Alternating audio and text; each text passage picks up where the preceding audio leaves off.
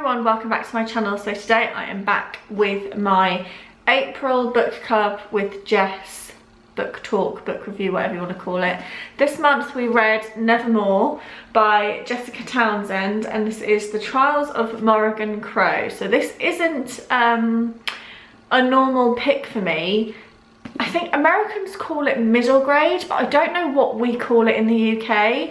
I would just classify this as like children's fiction, but I don't know if it has like a specific category. Obviously, you know, like you've got like romance, young adult, sci-fi, fantasy. I don't know what this fits into.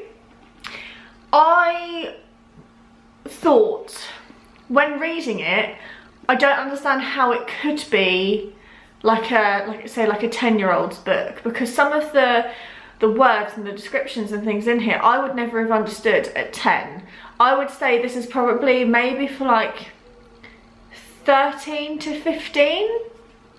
That's just what I got from it. And this was 99p on Kindle, but it was something that I really wanted to pick up anyway, so then to know that it went down for 99p was definitely like the selling factor for me. So this basically is about a girl called Morrigan who is a cursed child. So on her, or children that are cursed, on the age of 11, they die because of the curse. And she is blamed for everything that goes wrong within her town. So if someone hurt themselves or broke their back or broke their leg, it would be because Morrigan looked at them. And so on her 11th birthday, sorry, my voice keeps going, we see her taken away by a man called Jupiter North, who comes to like save her. She doesn't come from like a loving family. She's sort of like the outcast, and her family don't really care for her, and she's an inconvenience to them. And her father is like a well-respected man within the town. We see her getting taken away by Jupiter North to Nevermoor, which is like a different realm.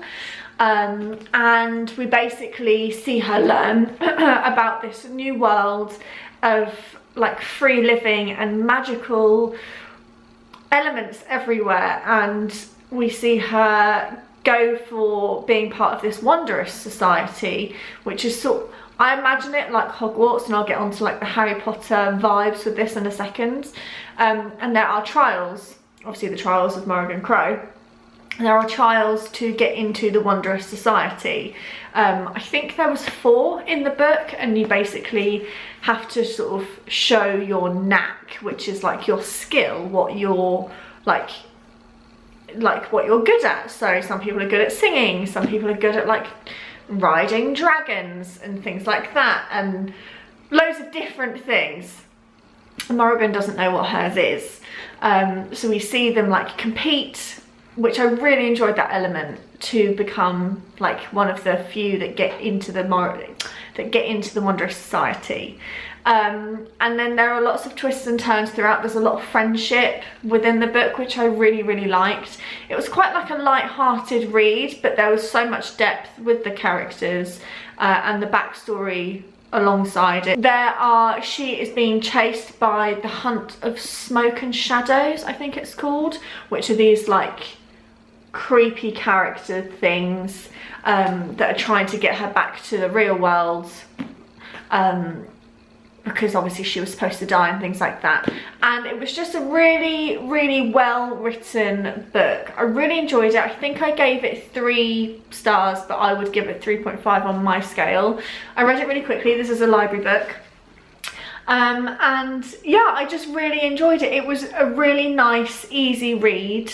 I enjoyed all the trials and everything that was in it. I enjoyed all the friendship. I enjoyed all the twists and turns. I loved like all like the mystical creatures. I loved like the really big cat that lives in the hotel. I loved everything about the hotel and how it changes. I loved how magical the hotel was. I was a little bit skeptical of Jupiter at first. I thought he'd turn out to be quite bad. I didn't really understand him, but we got there in the end. And yeah, I really liked it. I would really recommend it if you wanted something different. Don't let the cover and the fact it's like a children's book put you off, because I didn't find it childish at all. There was some really like dark, creepy aspects to the book, and there were twists and turns that I didn't see coming, and it wasn't childlike. And I do get Harry Potter vibes, which is what I'll go on to next. I would say, in my opinion, nothing can beat the world building of Harry Potter and how magical that whole series was, and I think that was massively helped because of the films. But this comes close. What's wrong? Rue's having a go at a pigeon, if you can hear that. It is very magical, and there are certain aspects of it which do relate to Harry Potter, in the sense of a child that's not necessarily loved by their family, a cursed child, being whisked away to this magical world and this magical school, which we don't yet know about. We don't know anything about the school. This book was just set in like trying to get their position, but magical creatures and things like that. And I think any book that is like this is going to be compared to Harry Potter, because that's how high the bar was set. And it was really enjoyable. I did struggle with trying to visualize it, I guess, because obviously we've got Harry Potter as a visual. I did struggle to try and like understand this. In this book there's like a magical car that looks like, I imagined it like a car, but it's also got 8 legs and it's like a spider, and trying to visualize that, I don't know if that's just because I'm not a child. I did struggle with that, but on the whole I really enjoyed it. I loved Morrigan as a character. I really liked her. I loved the friendship she formed with Hawthorne, and I liked seeing how she was analysing everyone and sort of like looking at how people act and things like that, and I really liked that. I liked the relationship that she had with Jupiter. He is like a mentor in a way, and I really enjoyed it. I was pleasantly surprised. It was a lovely story and I really recommend it. I will definitely continue with the series. I wouldn't jump straight into it now. I can't remember what it's called. I think it's called Wondersmith. And there is also like a baddie in here as well, which again I do sort of get Voldemort vibes, but they're not really. It's a difficult line, because it's that sort of magical world that you just instantly relate it back to Harry Potter. But on its own, I think it's great. If you've got younger children in your family, whether you've got your own children or you've got nieces and nephews that are sort of in middle school, I would definitely recommend it. I think this would make a great Christmas or birthday present.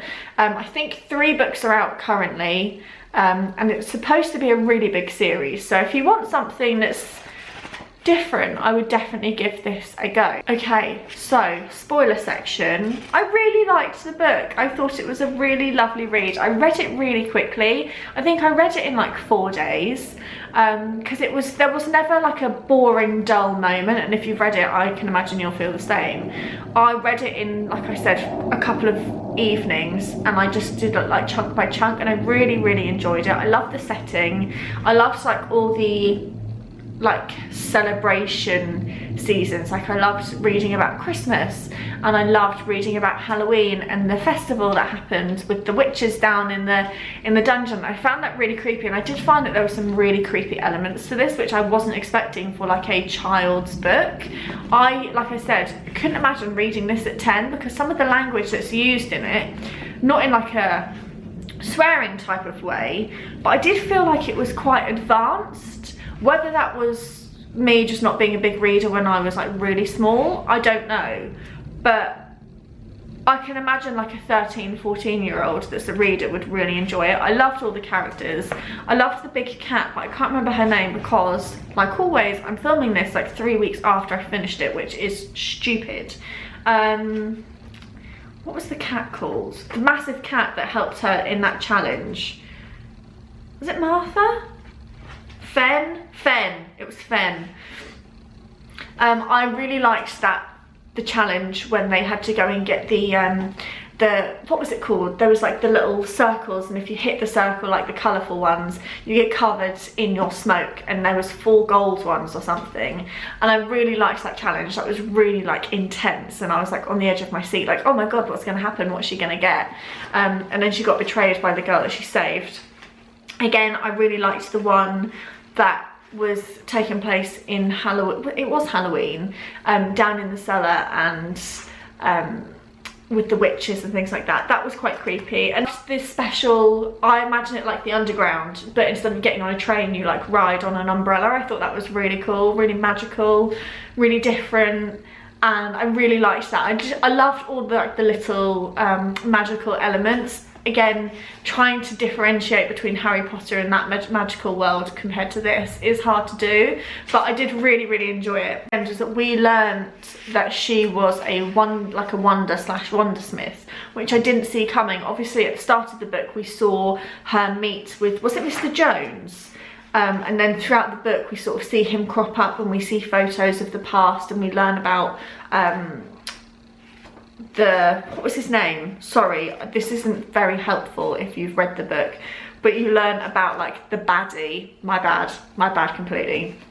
And I didn't see it coming, the fact that she would be of like the same line, and she would have the ability, and that the people that were cursed children that died at the age 11, they weren't cursed, they just had the Wondersmith, or the Wonder, whatever it was called. And I'm really interested to see in the next book how that plays out, who's going to get told, and how they harness it for good. Yeah, and like I said, I'm really intrigued to see what happens with the book in the future. So that is my very short wrap up of Nevermoor. I would recommend it to not everyone, because I know this isn't everyone's taste, but if you like sort of like magical worlds, and it's not too difficult to get into, because I do find, it myself included, when it comes to like fantasy and things like that, I do get very daunted by like a big different world, but this isn't that difficult to get into. It's hard to visualize for me myself, but I think others would really get on well with this. So I really enjoyed it. I'm definitely going to continue with the series, and I hope that you will too if you are reading this along with me. Whether I would make it a book club pick book 2 in the future or not, I don't know. If you read it and you want that, leave me a comment below and I can make that happen eventually. And that is all for today's video. I don't know currently when filming, I don't know what the book club pick will be for May, so go over to my Instagram, which is book club with Jess, and that will be announced on there, or I'll put it down in the down bar because I'm filming this at the end of April. And like I say, I always wait until the sort of first couple of days of May are here, so I can then have a look at what is on Kindle sale, like 99p deals and things like that. That's all for the video today. I hope you enjoyed. Leave me a comment below, let me know your favourite parts, let me know what you liked about this book, what you didn't like, will you be continuing, and yeah, I will see you all in my next video. Bye!